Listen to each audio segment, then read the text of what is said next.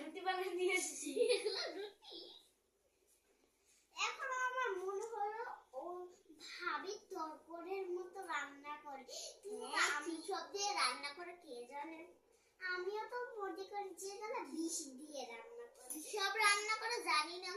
মনে হয় কোনো ডাস্টবিনে ময়লা রাখে। না না, ডাস্টবিনে ময়লা রান্না করে মনে হয় যে আরে আমার যে ময়লা ঝিল থেকে ধরে না ওই দিক থেকে মনে হয় দাম দিয়ে নিয়ে আসছে, শুধু শুধু টাকা দিয়ে। এই যে তাই মনে হয় এমন খেতে কি মনে হয় ভাড়া মাংস বড় আর 4 পিস রুটি খান, চিনির পরোটা। তো একটা মানুষের সঙ্গে আপনি চিনি পরোটা সকালে নাস্তা আর কিছু হয় না, তাই বিরিয়ানি রান্না করে